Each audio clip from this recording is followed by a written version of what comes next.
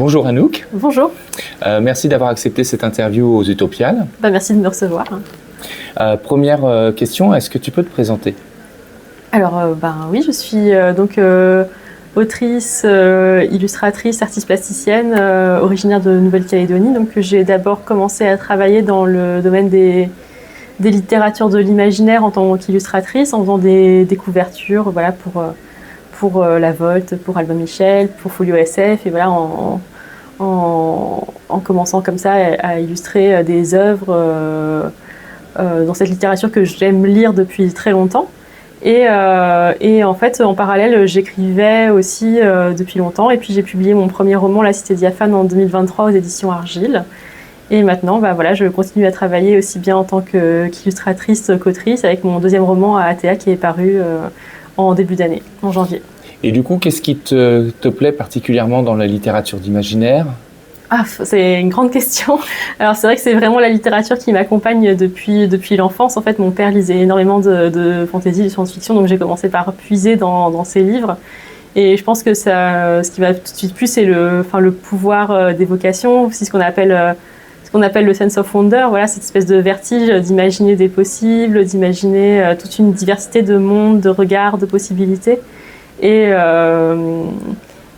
voilà, j'ai trouvé que c'était aussi une façon vraiment très riche et fascinante de parler aussi de notre monde et de toutes les choses qui le composent avec un petit pas de côté. Et donc tes deux romans, donc La Cité diaphane et ATA, sont publiés chez Argile. Comment s'est passée cette prise de contact avec Argile et comment t'es passée d'une reconnaissance d'illustratrice à une reconnaissance aussi d'autrice en imaginaire? Sur un chemin assez classique, hein, donc j'ai écrit le manuscrit de La Cité diaphane et j'avais repéré un peu tous les éditeurs qui me plaisaient, qui m'intéressaient, dont je lisais les œuvres. Et Argile était alors une toute jeune maison d'édition puisqu'ils se sont créés en 2020, je crois. Et 21, pardon. et donc, je suivais aussi leur démarche éthique qu'ils essayaient de mettre en place par rapport au contrat d'édition, par rapport à l'impression dans le monde du livre. Et donc, je leur ai envoyé mon manuscrit par mail, hein, comme tout jeune auteur, pas encore dans le milieu. Et donc, ils ont accepté mon manuscrit très vite. Et ça a été le début d'une belle collaboration. Il y a eu tout de suite une complicité qui s'est mise en place avec Simon Pinel, Xavier Delot, qui sont donc les deux éditeurs fondateurs, et ensuite Florence Bourriot qui les a rejoints à l'équipe éditoriale. Et on a commencé à travailler ensemble plus largement aussi sur la collection Récif, qui est une collection de novellas d'imaginaire dont je réalise toutes les couvertures. Et voilà, maintenant c'est vraiment un échange de travail assez régulier. Il m'accompagne dans mon processus d'écriture. Et puis on travaille ensemble sur cette collection qui m'est très chère aussi, avec tous les textes et toutes les nouvelles voix qu'elle fait découvrir aussi. Alors, on reparlera un peu plus tard de la collection Récif, parce que c'est vrai que la démarche illustration graphique est très intéressante. En tant que jeune autrice, au moment où on se retrouve avec son roman dans les mains, on se dit quoi? Alors, forcément, c'est hyper émouvant. Alors, sachant que c'est vrai que j'ai un peu sauté certaines étapes, j'ai pas commencé... mon premier livre n'est pas mon premier roman, c'est-à-dire que j'ai d'abord publié un album jeunesse aux éditions Alice Jeunesse et 2 livres d'art et de poésie aux éditions Apéron qui étaient plutôt beaucoup de dessins, un tout petit peu de textes poétiques autour de l'Océanie, de l'insularité. Et donc finalement La Cité diaphane, c'était en réalité mon 4e livre.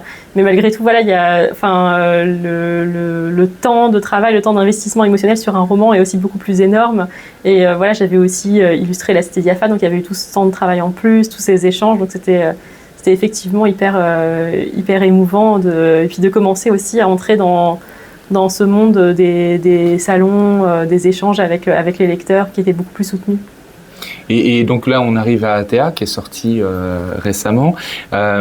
La dimension maritime, elle est très présente, avec, j'ai trouvé, un renversement du rapport à la nature. C'est-à-dire que là, l'homme et la femme, d'ailleurs, sont rattachés au travers d'un filament à l'île. Est-ce que c'est un contre-pied, finalement, à notre vision aujourd'hui de la nature soumise à l'humanité?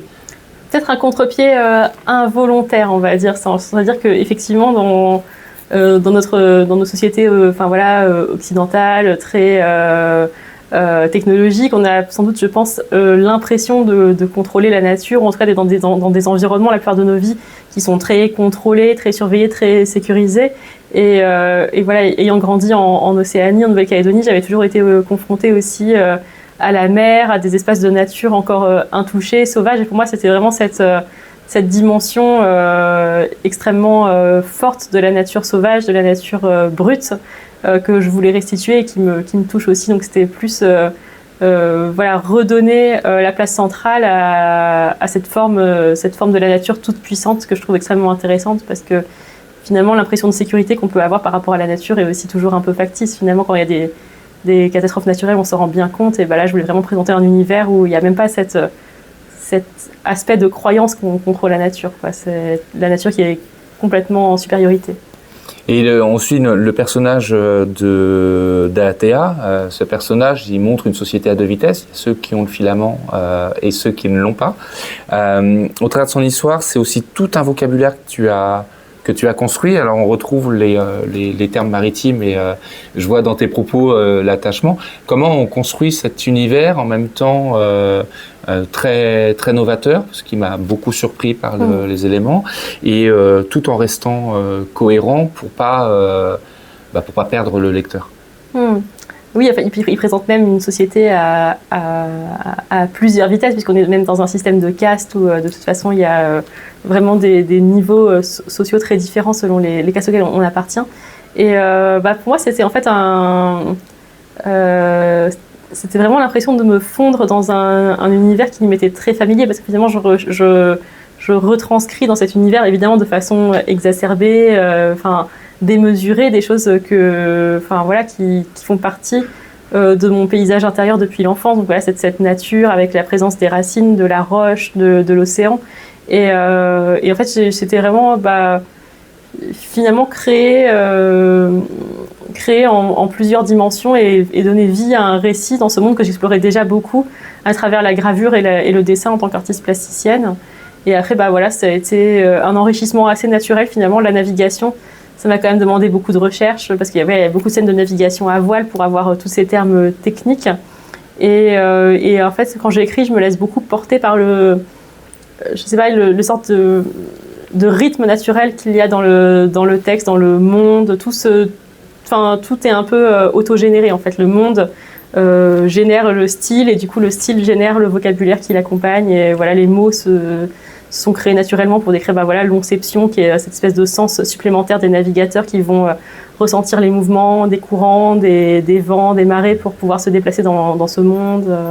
Et puis tous les rapports au vent, à l'impermanence des choses, vu que c'est un monde qui est très instable. Oui, et d'ailleurs, c'est ce qui sauve un peu Atea, ce don qu'il a de percevoir. Et quand tu parlais de caste, c'est pas le caste au sens réellement héréditaire du terme, puisque finalement Atea était fils de reine, je crois que c'est une reine, oui, et que du coup il perd ce statut un peu privilégié par l'absence de lien. Oui. Donc on est plus sur de l'inné que... Alors oui, en fait les deux cohabitent dans la société. Effectivement, il y a en fait chez les navigateurs, qui sont donc toutes les personnes qui sont pourvues de ce don d'onception, donc de sentir les courants, deux castes, en fait, une caste dominante, une caste servante, et en fait c'est un peu différents critères politiques qui vont finalement répartir les individus entre ces deux castes. Après, il y a aussi des castes de nobles, des castes d'artisans, et tout ça effectivement appartient au domaine de l'hérédité. Et en fait, après, il y a effectivement le cas spécifique d'Atea, qui donc n'a pas pu recevoir le filament, qui est cet organe qui permet en fait de créer une relation de symbiose avec les îles vivantes sur lesquelles son peuple vit, et donc de survivre aux toxines mortelles de ces îles. Et donc, de ce double fait, il se retrouve marginalisé et en situation de paria, et tenu à l'écart des îles, à vivre sur les ports, les ponts flottants. Et donc, il vit finalement une sorte de double dégradation de statut. Qui perd en plus en ayant raté, en étant responsable du bateau qui se fait attaquer et ne réussissent pas à le sauver. Oui, c'est la situation un peu de déclenchement du récit, où il y a un problème sur un bateau dont il est le navigateur, et il se retrouve finalement jugé responsable de ce qui s'est passé et il perd les derniers éléments de statut auxquels il pouvait se raccrocher, donc notamment l'autorisation de naviguer en mer qui était un peu son seul espace de liberté, et c'est donc un peu le point d'entrée dans le récit. Et tu as aussi réalisé les illustrations, c'est-à-dire que tu es à tous les niveaux du récit. C'est pas compliqué d'illustrer son propre récit? Alors moi je trouve ça assez facile. Après c'est plus quand j'écris j'ai tellement d'images, tellement de choses qui me viennent en tête, il faut faire un énorme tri et finalement, et donc ce qui m'aide là-dedans c'est de choisir une intention. Quand j'avais illustré La Cité diaphane, mon premier roman, l'intention c'était de pousser la dimension roman gothique, roman 19e, romantisme noir qu'il pouvait y avoir, avec des illustrations finalement très, très cadrées, très architecturales, avec un côté Gustave Doré très présent. Pour ATA, j'ai voulu utiliser l'illustration pour appuyer ce rapport très charnel, très organique entre l'humain et la nature, avec des illustrations qui fusionnent un peu les textures de la roche, de l'océan, avec les figures des personnages, et qui sont plus des représentations symboliques que vraiment des scènes du récit. Et tu étais au Mans il y a quelques semaines pour le festival Faites Lire, où on t'a remis le prix de la 25e heure, le prix Christine Rabin de la 25e heure. Ça fait quoi de recevoir un prix pour son deuxième roman? Ça m'a beaucoup touchée, et surtout de savoir que mon roman a marqué le jury au point de me remettre ce prix, d'intervenir dans ce salon, de rencontrer aussi d'autres publics, et globalement de voir aussi tout l'engouement que je peux constater avec beaucoup de libraires aussi qui le soutiennent, qui l'accompagnent. Et ça fait vraiment chaud au cœur en fait, quand on a mis beaucoup de soi dans l'écriture d'un roman, qu'on y a consacré beaucoup de temps, de voir ensuite toutes ces personnes qui s'en emparent, qui contribuent à le porter. Et là maintenant, on va passer un peu sur ton métier d'illustratrice. Donc, tu as travaillé déjà avec pas mal d'éditeurs, alors Argile évidemment, et on parlera de la collection de novella Récif, de Noël, Albin Michel. J'ai noté aussi Calidor, et j'avais une question par rapport à Calidor, parce que c'est une maison d'édition avec une charte graphique qui est quand même très marquée. C'est pas trop compliqué de s'inscrire dans une charte graphique déjà imposée?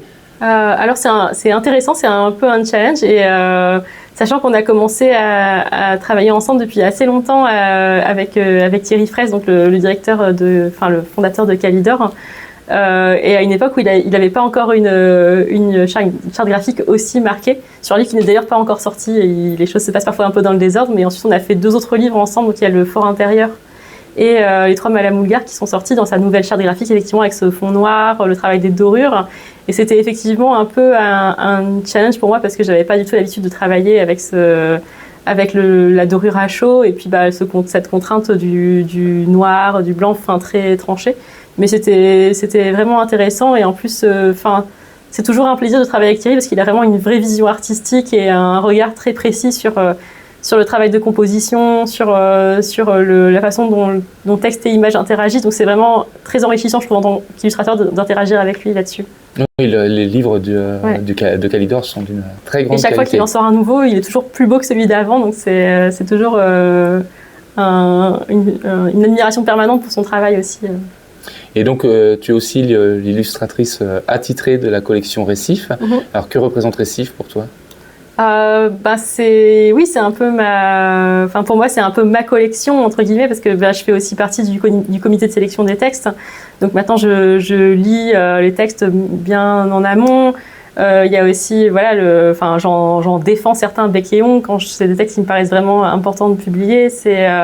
C'est des voix du monde entier qui portent toute une diversité de regards, qui reprennent cette idée, ce que je disais, de l'imaginaire, qui permet des regards différents sur le monde, sur différentes facettes du monde. Et donc c'est 6 à 7 titres par an Récif, et c'est à la fois tout l'enjeu pour moi de construire un imaginaire visuel qui soit cohérent, où dès qu'on voit un seul titre, on reconnaît immédiatement que c'est un récif, et en même temps on reconnaît que c'est ce récif, c'est-à-dire qu'il n'y a pas non plus une trop grande uniformité et de confusion qui pourrait se créer entre les titres, avec les choix de couleurs. Ça a été justement, moi qui travaille beaucoup en noir et blanc à l'origine, qui suis plutôt dessinatrice, ça a aussi été l'enjeu d'apporter une dimension colorée particulière pour cette collection, et j'ai toujours beaucoup de plaisir à lire ces textes, les accompagner et les illustrer.